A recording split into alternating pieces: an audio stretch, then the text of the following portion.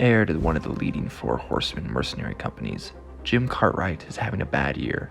Having failed his high school vows test, he just learned his mother bankrupted the family company before disappearing, robbing him of his Cavalier birthright. Hello and welcome to Liam's Lyceum. I'm your host Liam, aka Hemvar. Today I'll be doing a spoiler-free review of Mark Wandrey's Cartwright's Cavaliers.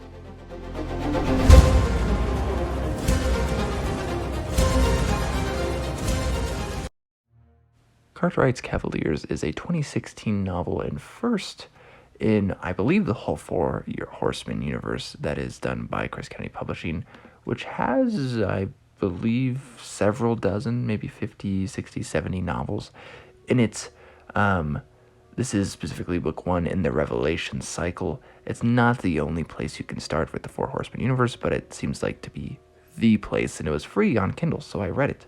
And this is kind of what I would call feel-good popcorn space opera.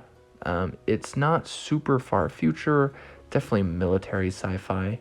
And here, I'll explain why I think it's feel-good. It's very comfortable. The good guy, while he's down and out of his luck, I just said that saying wrong. Anyways, he's not in a very good place at the start of the story. It's basically only uphill from there.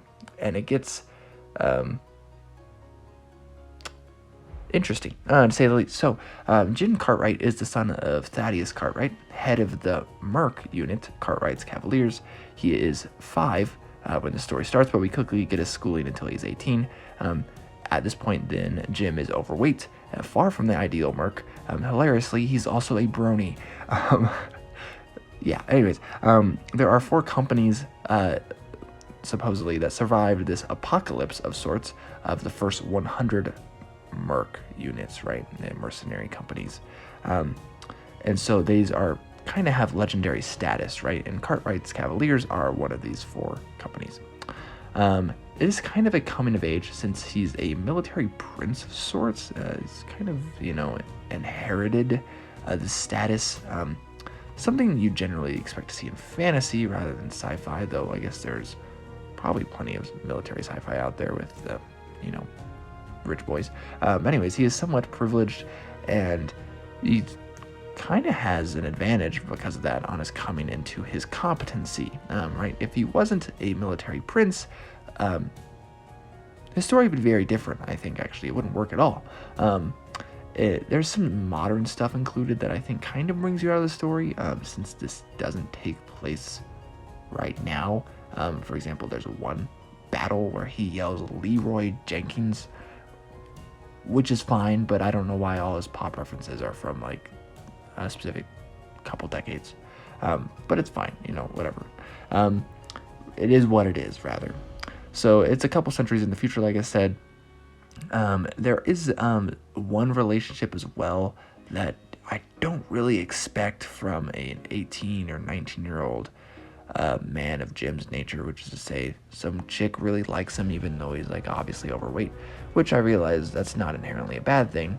And Jim, does improve as the story goes on, of course.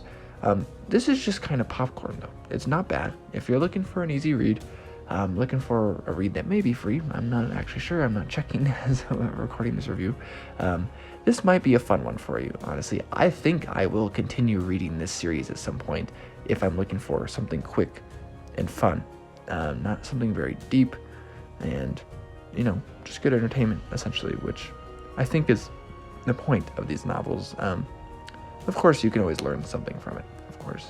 So I think this, again, as kind of the tendency of these stories is that perseverance, wow, I can't speak, is desired, right? That is a admirable trait. Don't let, even when they kick you while you're down, don't give up, essentially, right? Even when people that should be helping you out are betraying you, don't give up.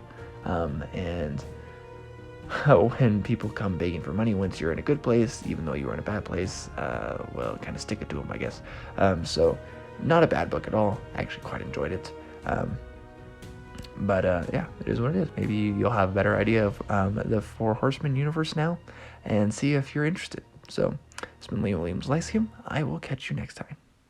Oh, and scratch that. I don't feel like I really need to say this, I guess, but if you can see the cover, but some people can't see this cover. This actually has mechs in it, which is a plus in my opinion. You know, it's got mechs. That's cool. I like mechs.